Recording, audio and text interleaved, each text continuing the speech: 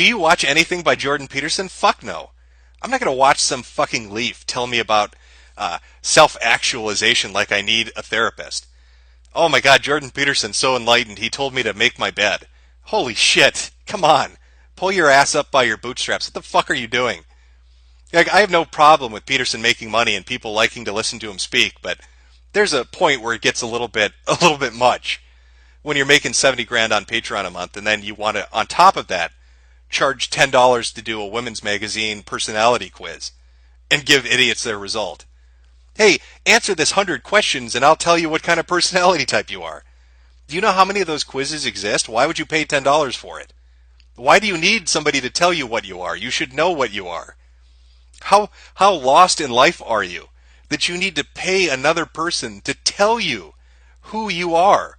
You fucking know who you are. You don't need somebody to tell you to make your bed and get a job and have a normal, sane relationship. That's common sense shit. There, I just saved you $10. Sour Grapes Jim.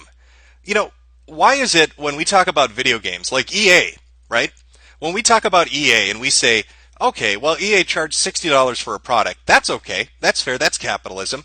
But then we look at the microtransactions and loot boxes and say, well, they're just being fucking assholes. They're trying to Jew their audience.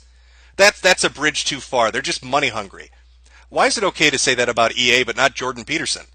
How is that not the same fucking thing? You know, Jordan Peterson can make money. I have no problem with him being a capitalist. But much like EA and their loot boxes and microtransactions, charging you $10 for a personality test is kind of a scummy thing. Oh, I see. We got some Jordan Peterson fans in the audience. I'm not the one paying a man to tell me how to live my life. That's you. I don't know why you're doing it. I don't know why you think somebody on the internet needs to be given money to tell you that you enjoy things orderly, or that you're this type of personality test. Fucking Christ. It's like a Lifetime movie. It's a women's magazine. What are you doing? That sounds like reaching, Jim. No, that sounds like reality, Homer. You're paying a man for something you don't need to be paying him for. You look like a fucking retard wasting money on dumb shit. That's what it is. You're wasting money on stupid shit. Of course I'm going to laugh at you for doing that. And I'm going to call Peterson a fucking snake oil salesman for selling it to you. I don't need to be on the popular side. I don't give a fuck. The whole chat could love Jordan Peterson, and I'm going to still tell you what I see it as. Just clean your own rooms, retards. Yes, that would be right, chat.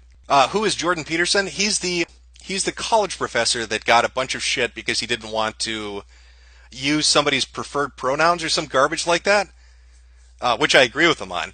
You should be able to call whoever the fuck you want, whatever you want to call them. And that started like this huge thing he got in the media cycle.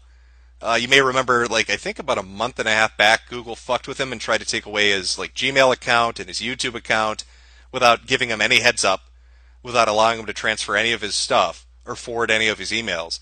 They just took it away from him. And then he tried to appeal it, and the appeal was denied, but then they tried to say, oh, it's a technical issue. Well, if it's a technical issue, somebody had to look at that appeal and know it was just a technical issue, so why did they deny it?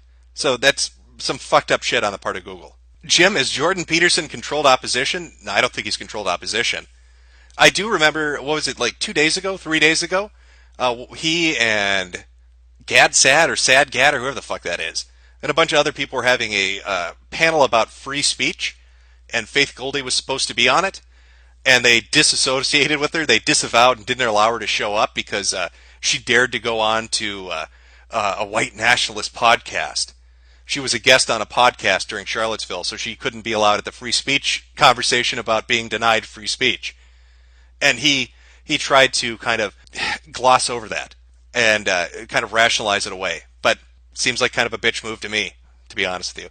I don't know. I don't understand what Faith Goldie has done that made Ezra want to get rid of her and made Jordan Peterson and these other people not want to let her onto a fucking free speech panel because she went as a guest on a podcast. That seems kind of fucking dumb to me.